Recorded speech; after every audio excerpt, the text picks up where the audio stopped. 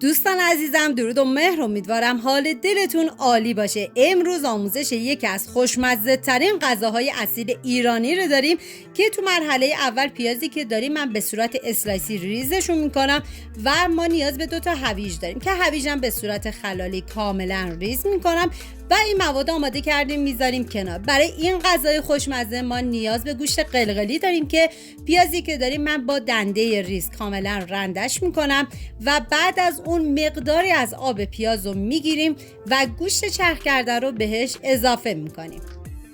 و حالا ادویه ها که شامل زردچوبه، پودر گشنیز و نمک بهش اضافه میکنم و کاملا ورز میدم و بعد از اون گوشت رو به صورت قلقلی آماده میکنم و به مدت نیم ساعت گوشت رو میذارم داخل یخچال و بهتون پیشنهاد میکنم که این پلو مخلوط خوشمزه رو درست کنین که یه طعم فوق العاده خوشمزه و لذیذی داره. حالا من گوشت رو آماده میکنم.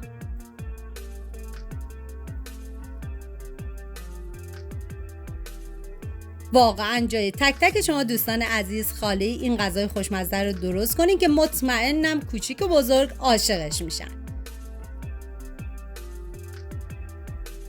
حالا توی این فاصله من داخل تابه کره حیوانی ریختم که شما از هر نوع روغنی که دوست دارین میتونین استفاده کنین و پیازایی که به صورت خلالی ریز کردم و بهش اضافه میکنم و هم میزنم و میذارم تا پیازها کاملا سرخ بشن.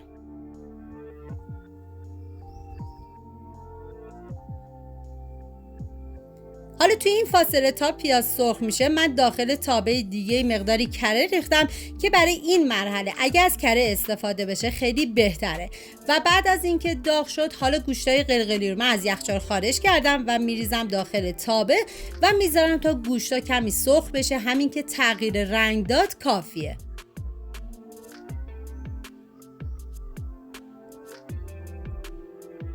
و حالا تا گوشت سرخ میشه میریم سراغ پیاز که دیگه کاملا سرخ شد و ادویه ها که شامل زردچوبه، پودر گشنیز و نمک هستش بهش اضافه میکنم و هم میزنم و میذارم تا ادویه ها کاملا تف بخورن و عطر ادویه ها آزاد بشه. و حالا هویج خلال شده رو بهش اضافه میکنم و دوباره هم میزنم تا با هم دیگه مخلوط بشن.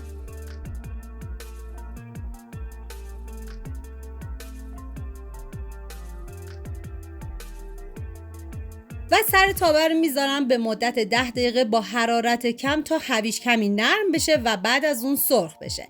و حالا گوشت قلقلی دیگه آماده شد که من مقداری زعفرون بهش اضافه کردم که ریختن زعفرون تو این مرحله کاملا اختیاریه و قابل حذفه. یه هم میزنم و بعد از اون گوشتا رو از روغن جدا میکنم.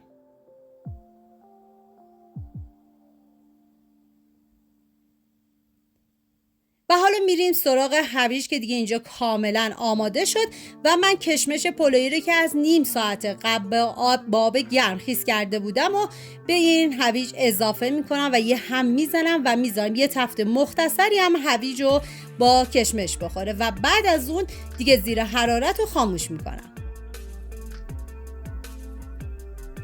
و حالا این مواد آماده شدن میذاریم کنار. من داخل قابلمه آب ریختم و بعد از اینکه جوش اومد برنج رو بهش اضافه کردم و همین که برنج کمی دونه داشت من برنج رو آبکش کردم.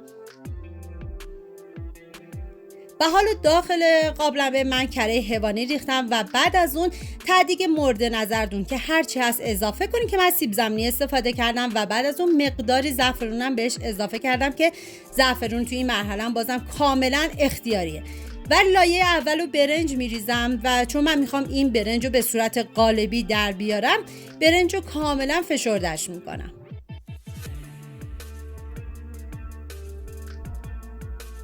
کاملا سطحش رو صاف میکنم و بعد از اون دور تا دور قابلمه گوشتای قرقری رو میذارم. واقعا یکی از خوشمزه ترین پلو مخلوطا بود چون من پلو مخلوطای زیادی درست کردم و آموزش رو گذاشتم ولی این پلو مخلوط اصیل ایرانی که ساتری پلو بهش میگن واقعا بی‌نظیر بود. حالا بقیه مواد رو بهش اضافه میکنم و بعد از اون لایه آخرم برنج میریزم و دوباره سطحش رو صاف میکنم. به مدت 1 ساعت و 15 دقیقه میذارم تا این برنج کاملا دم بکشه.